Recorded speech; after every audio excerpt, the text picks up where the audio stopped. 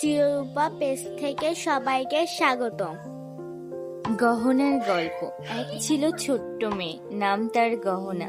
তার চোখে ছিল স্বপ্নের দীপ্তি, হাসিতে রোদ ঝরে পড়ত। গ্রাম্য এক ছোট্ট ঘরে জন্ম হওয়া গহনা প্রতিদিন বিকেলে জানালার ধারে বসে আকাশের দিকে তাকিয়ে ভাবত, একদিন আমিও ঝলমল করব যেমন আকাশে তারা ঝলমল করে।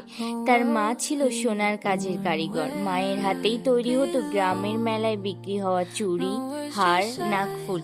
এক একটা যেন গল্প বলে। গহনা ছোটবেলা মায়ের পাশে বসে সোনার টুকরো গলতে পারত, ভাবতো সোনার মতোই হয়তো সে স্বপ্ন গলানো যায়। ধীরে ধীরে যত্নে ও ভালোবাসায় বছর যায়, গহনা বড় হয়, শহরে পড়তে যায়, কিন্তু মায়ের মতো তার হাতে যেন একটা জাদু ছিল।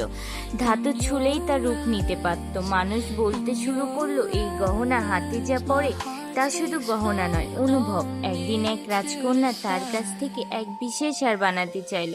গহনার হার বানিয়ে এমনভাবে সে আলোয় ঝলমল করলো, তবু তার চোখে ব্যথা লাগলো না, যেন আলোর মধ্যে কোমলতা আছে। রাজকন্যা তাকিয়ে বলল, তুমি তো শুধু গহনা নাও, তুমি নিজেই একটা গল্প। সেই দিন থেকে সবাই তাকে শুধু গহনা নয়, গল্প বলে ভাবতে শুরু করলো। কারণ তার প্রতিটি দৃষ্টিতে ছিল এক একটা অনুভব, এক একটা গল্প, এক একটা ভালোবাসার ছোঁয়া। তুমি কি চাও আমি এই গল্পটাকে রোমান্টিক মোড়ে দিই? যেমন গহনার জীবনে এক প্রেমিক আসে, তেমনি তার গহনা নয়, তার চোখের আলোয় প্রেমে পড়ে। চিররূপার পেজ থেকে সবাইকে ধন্যবাদ।